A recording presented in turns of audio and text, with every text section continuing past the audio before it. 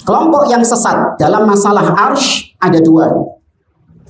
Ya, kelompok yang menyimpang dalam masalah arsy ada dua. Yang pertama al-mu'awwilah, ahli takwil. Ya, yang kedua al-falasifah, ahli filsafat. Ahli takwil seperti dari kalangan Jahmiyah, Mu'tazilah, Asy'ariyah, mereka mentakwil bahwasanya arsy itu artinya adalah al-mulk, kekuasaan Allah Subhanahu wa taala. Mereka tidak mengartikan arsy itu sebagai singgasana. Tapi mereka mentakwil arsy itu bukan makhluk khusus, enggak, arsy itu artinya kekuasaannya Allah. Ditakwil sama mereka. Maka Imam Ad-Darimi membantah hal ini dalam kitabnya tadi, Raddud Darimi ala Bishr al-Marisi, dan beliau mengatakan bahwasanya ini merupakan kekeliruan, kesalahan, kesesatan. Dan bahwasanya mengatakan Allah atau mengatakan bahwa arsy itu artinya kekuasaan, ini merupakan penyimpangan. Kemudian kelompok kedua adalah al-falasifah tadi. Wa minhum man yusammuna bil falasifatil islamiyin. Di antara kelompok filosof, dan ada pula filosof yang disandarkan kepada Islam, yaitu filosof Islam, filosof Muslim. Seperti siapa? Ka Ibni Sina, seperti Ibnu Sina. Kemudian beliau menambahkan tambahan faedah, fa inna Ibnu Sina dzakara anhu Ibnu Qayyim annahu mulhid. Ibnu Qayyim menyebutkan tentang Ibnu Sina ini adalah seorang mulhid, orang yang tidak bertuhan, dikafirkan, ya, tapi ditokohkan seperti seakan-akan ulama. Ya, Ibnu Sina ini sesat pemikirannya.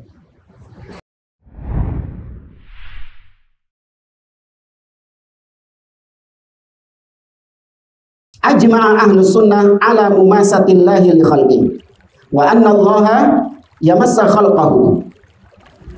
Para ulama sepakat, para ulama ahlu sunnah sepakat bahwasanya Allah punya sifat mumasah.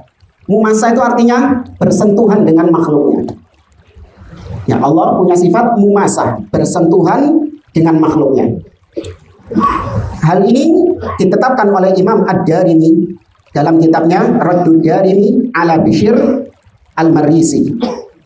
Imam Ad-Darimi menyebutkan hal ini dalam kitabnya bantahan kepada Bishr al-Marisi, bahwasanya Allah punya sifat mumasah, menyentuh makhluknya. Demikian juga dinukil oleh Ibnu Taimiyah dalam kitabnya Bayan Talbisil Jahmiyah. Di antara dalil yang mereka pakai adalah yaitu athar dari Abdullah bin Umar radhiyallahu anhuma. Beliau mengatakan khalaqallahu arba'ata asya biyadihi. Allah menciptakan 4 hal dengan tangannya. Ya, Allah menciptakan 4 hal dengan tangannya. Ada yang bisa menjawab apa saja? Adam.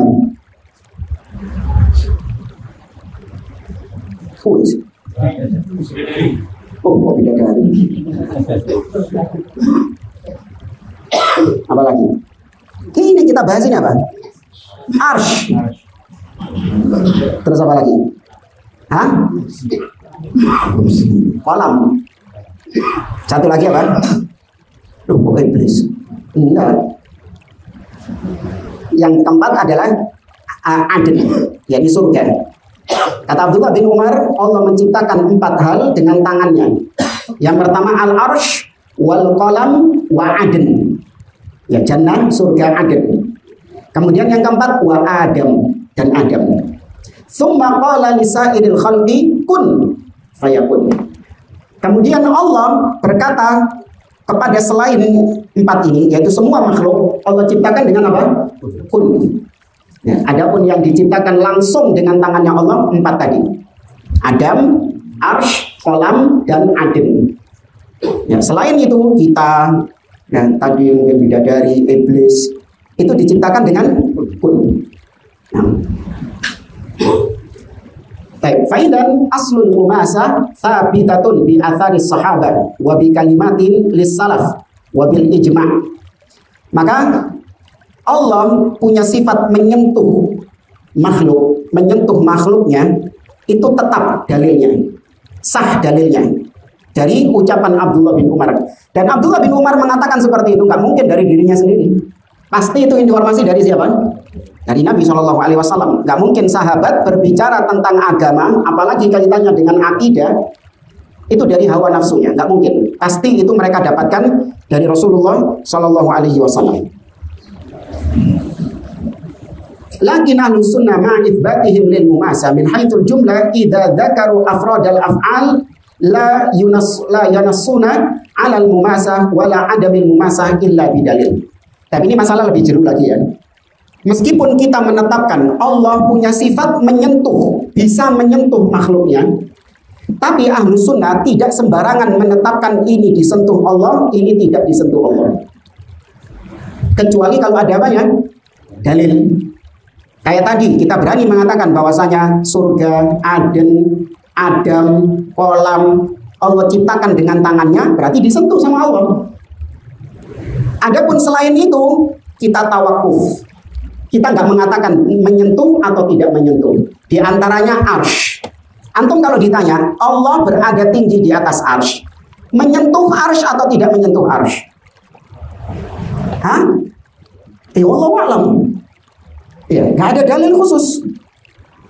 Nah, maka nggak boleh antum mengatakan nggak nyentuh arsy. Mana dalilnya? Atau antum mengatakan menyentuh arsy. Mana dalilnya? Ya, ini yang dimaksud sama beliau ahlu sunnah.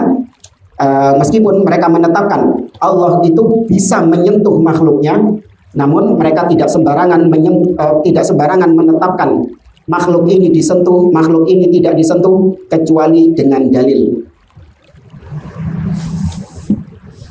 Makanya Allah ketika berfirman Ar-Rahman 'alal arsy istawa. Ya, Allah Ar-Rahman berada tinggi di atas arsy-Nya. La yaqulun istawa bimumasa. Ahlus sunnah tidak mengatakan Allah beristiwa dengan menyentuh arsy. Wala fil muqabil yaqulun istawa min ghairi mumasa. Tapi sebaliknya Ahlus sunnah juga tidak mengatakan Allah istiwa tanpa menyentuh. Dua-duanya tidak dikatakan oleh Ahlus sunnah. Faqad ishtahara 'indal asy'ariyah wa ghairihim annahum yaqulun min ghairi mumasa. Ahli bid'ah dari kalangan Asy'ariyah dan yang selainnya justru mereka selalu menetapkan Allah tidak menyentuh makhluknya. Dimutlakkan sama mereka. Maka ini keliru. Ya, Allah bisa menyentuh makhluknya. Kemudian masalah yang ketujuh. Qad khalafa fil arsy ta'ifatan. Kelompok yang sesat dalam masalah arsy ada dua. Ya, kelompok yang menyimpang dalam masalah arsy ada dua. Yang pertama al-mu'awwilah, ahli takwil. Ya, yang kedua al-falasifah, ahli filsafat. Ahli takwil seperti dari kalangan Jahmiyah, Mu'tazilah, Asy'ariyah. Mereka mentakwil bahwasanya arsy itu artinya adalah al-mulk, kekuasaan Allah Subhanahu wa taala. Mereka tidak mengartikan arsy itu sebagai singgasana. Tapi mereka mentakwil arsy itu bukan makhluk khusus, enggak, arsy itu artinya kekuasaannya Allah. Ditakwil sama mereka. Maka Imam Ad-Darimi membantah hal ini dalam kitabnya tadi, Raddud Darimi ala Bishr al-Marisi, dan beliau mengatakan bahwasanya ini merupakan kekeliruan, kesalahan, kesesatan. Ya, bahwasanya mengatakan Allah atau mengatakan bahwa arsy itu artinya kekuasaan, ini merupakan penyimpangan. Kemudian kelompok kedua adalah al-falasifah tadi. Wa minhum man yusammuna bil falasifatil islamiyyin. Di antara kelompok filosof, dan ada pula filosof yang disandarkan kepada Islam, yaitu filosof Islam, filosof Muslim. Seperti siapa? Ka Ibni Sina, seperti Ibnu Sina. Kemudian beliau menambahkan tambahan faedah. Fa inna Ibnu Sina dzakara anhu Ibnu Qayyim annahu mulhid. Ibnu Qayyim menyebutkan tentang Ibnu Sina ini adalah seorang mulhid, orang yang tidak bertuhan, dikafirkan, ya, tapi ditokohkan seperti seakan-akan ulama. Ya, Ibnu Sina ini sesat pemikirannya. Bal innahu ra'sul mulhidin. Bahkan kata Imam Ibnu Qayyim, Ibnu Sina adalah gembongnya mulhid, yakni ateis, orang-orang yang tidak menetapkan adanya Tuhan. Meskipun gak terang-terangan, hakikatnya seperti itu. Wa mithluhu al-Farabi, dan yang semisal dengannya adalah al-Farabi, sama juga seperti Ibnu Sina. Akan tetapi mereka menyandarkan kepada Islam. Ya, mereka ini menisbatkan dirinya kepada Islam. Nah, kelompok falasifah ini, mereka menafsirkan arsy dengan falak, mustadirun muhitun bil alami kullihi. Arsy itu artinya falak, apa, orbit. Ya, orbit yang ada di alam semesta ini, yang mengelilingi jagat raya ini, yang mengelilingi jagat raya ini. Jadi arsy itu diartikan dengan apa sih gitu? Planet. Ya segitu lah. Iya, galaksi apa? Kuku Bima, Bima Sakti, Kuku Bima.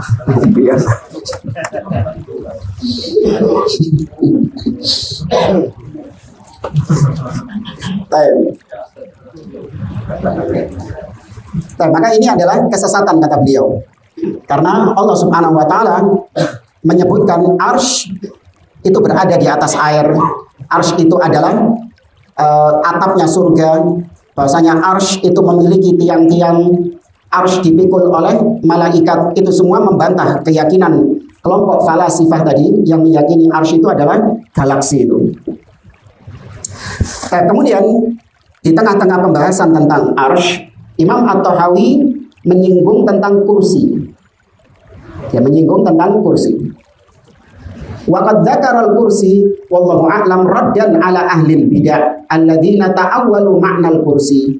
Kenapa Imam Tahawi menyebutkan kursi? Wallahu a'lam, mungkin tujuan beliau untuk membantah ahli bid'ah yang mereka mentakwilkan makna kursi.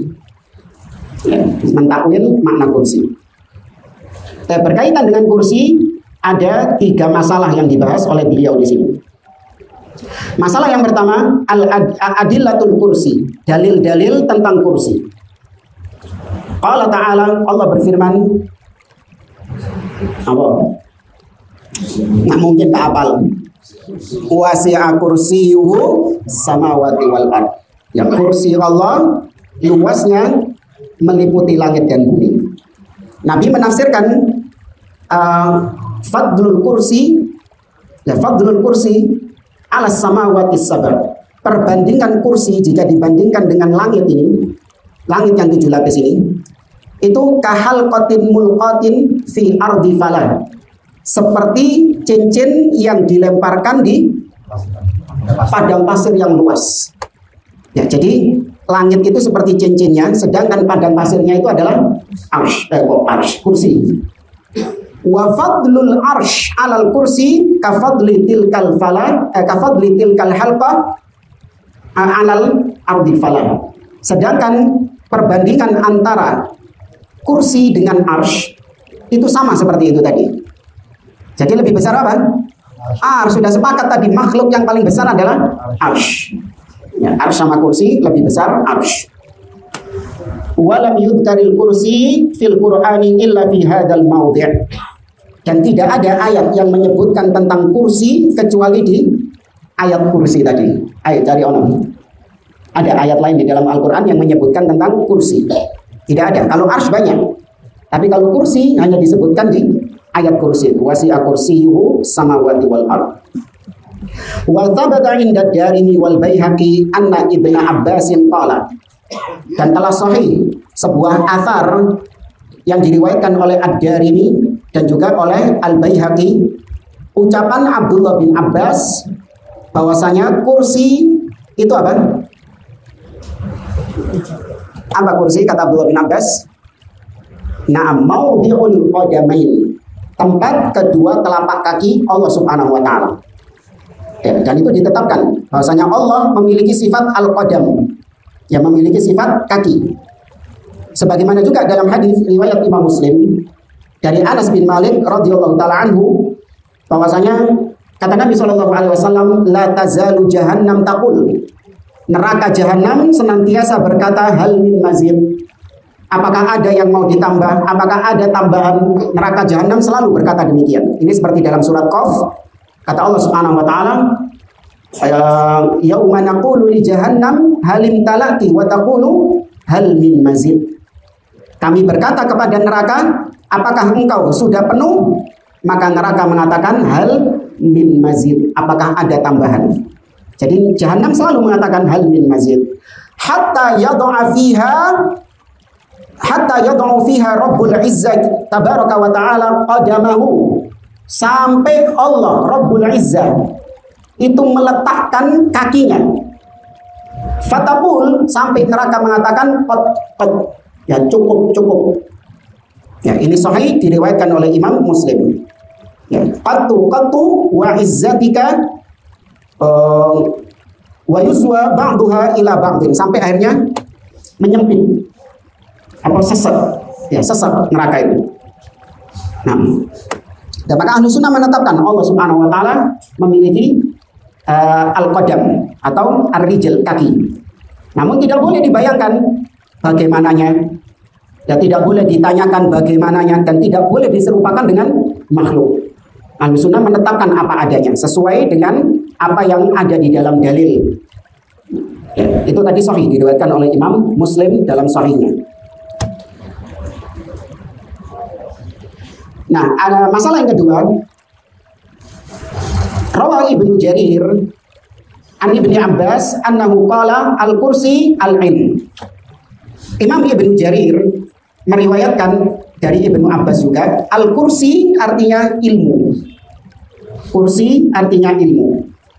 Hanya saja ucapan Ibnu Abbas yang mengatakan kursi itu adalah ilmu, itu isnadnya dhaif, wala yasihhu anhu, tidak sahih dari Abdullah bin Abbas. Yang sahih yang tadi, kursi maudhi'ul qadamain. Kursi itu tempat telapak kaki Allah Subhanahu wa taala.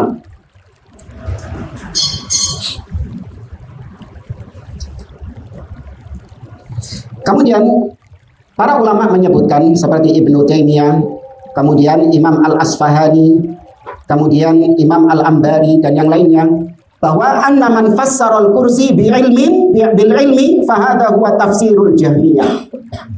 Bahwasanya barang siapa yang menafsirkan kursi dengan ilmu, maka itu adalah penafsirannya kelompok Jahmiyah.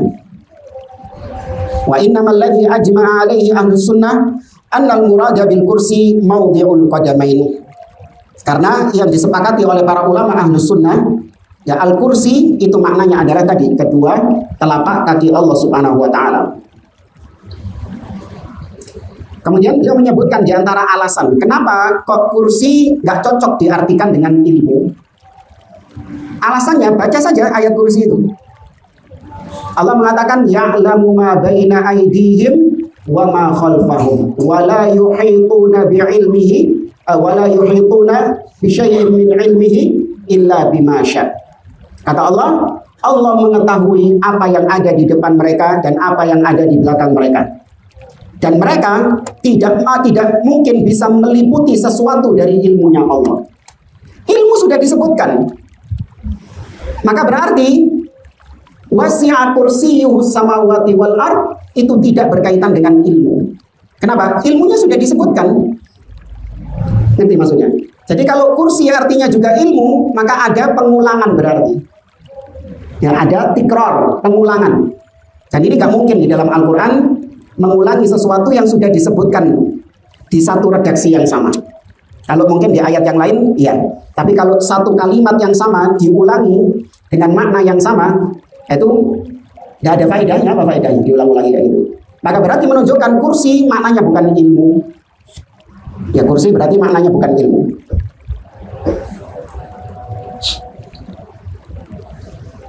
Dan kemudian di sini masalah yang ketiga, ada 3 kelompok yang menyelisihi Ahlus Sunnah tentang masalah kursi. Kelompok pertama yaitu Jahmiyah tadi, yang mengartikan kursi dengan apa? Ilmu. Kelompok kedua mengartikan kursi dengan kudro, kemampuan. Ya, kursi diartikan dengan kudrah, kemampuan Allah. Ini kelompok Asy'ariyah, kelompok Asy'ariyah. Sedangkan yang ketiga yaitu falasifah. Mereka mengartikan kursi ya sama seperti tadi, yaitu dengan falak mustadir, planet yang beredar. Ya, planet yang beredar pada orbitnya. Kita selesai, kemudian kita lanjutkan kata Imam At-Tahawi rahimahullah, wa huwa jalla jalalu mustaghnin 'anil arsy wa ma dunahu. Dan Allah Subhanahu wa taala itu mustaghnin, tidak butuh dengan arsy dan apa yang ada di bawahnya arsy. Berarti kalau di bawahnya arsy apa? Semua makhluk. Iya, karena arsy makhluk yang paling tinggi. Maka Allah tidak butuh dengan arsy dan tidak pula makhluk yang ada di bawahnya. Kenapa ini diucapkan oleh beliau? Kata Syekh Abdul Aziz Ar-Rayis, hatta la yutawahham bi anna Allah lamma kana mustawiyan 'alal arsy annahu muhtajun lahu. Supaya tidak ada yang menduga tatkala Allah beristiwa di atas arsy, oh berarti Allah butuh sama arsy. Seperti ucapan orang-orang ahli bidah. Mereka mengatakan, wah kalau Allah di atas arsy berarti Allah butuh sama arsy. Karena yang di atas pasti butuh sama yang di bawah. Jadi sopo? Gak mesti yang di atas butuh sama yang di bawah. Kebalik. Yang bawah butuh sama yang di atas butuh sama yang di bawah. Gak mesti. Contoh langit dan bumi. Langit di atas, bumi di bawah. Apakah langit butuh sama bumi? Gak ada tiang yang menyangga langit. Ya. Tidak ada tiang yang menyangga langit. Insya Allah kita lanjutkan setelah adzan. Wallahu a'lam. Dan kita lanjutkan. Beliau mengatakan Allah tidak butuh dengan arsy dan makhluk apapun yang ada di bawah al-arsy. Dan adapun Allah Subhanahu wa taala memilih arsy sebagai sebagai makhluk yang dia beristiwa di atasnya, itu tidak menunjukkan berarti Allah Subhanahu wa taala membutuhkan arsy tersebut. Sebagaimana Allah Subhanahu wa taala mengutus para nabi dan rasul untuk menyampaikan wahyu kepada manusia. Apakah berarti menunjukkan Allah butuh kepada para nabi dan rasul itu? Apa Allah nggak mampu untuk menyampaikan langsung kepada manusia? Mampu nggak? Mampu. Maka diutusnya nabi dan rasul atau malaikat Jibril ditugaskan untuk menyampaikan wahyu kepada para nabi dan rasul. Tidak menunjukkan Allah berarti butuh sama Jibril.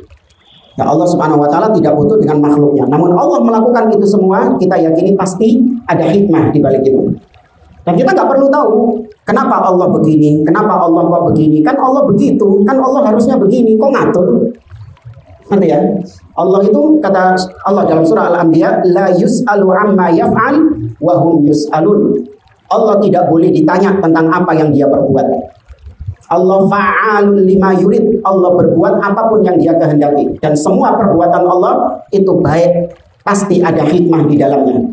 Alimahu man alimahu wa jahilahu man jahilahu. Yang tahu ya tahu, yang nggak tahu ya nggak tahu.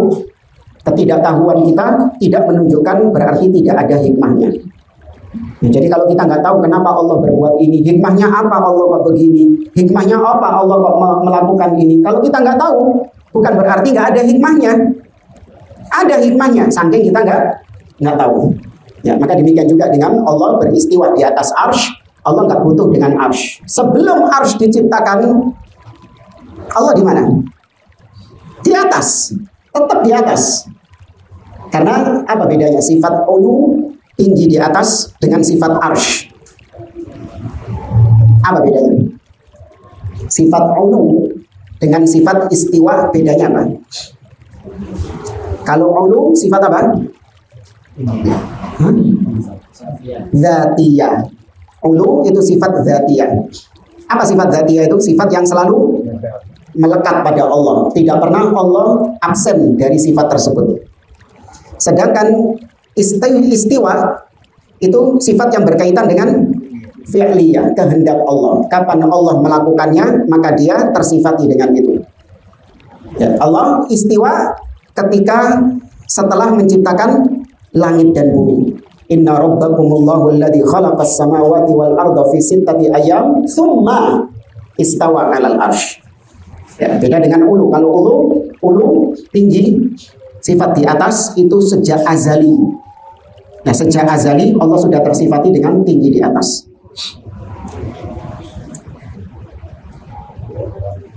Assalamualaikum warahmatullahi wabarakatuh. Sampai jumpa kembali di World Islam Channel.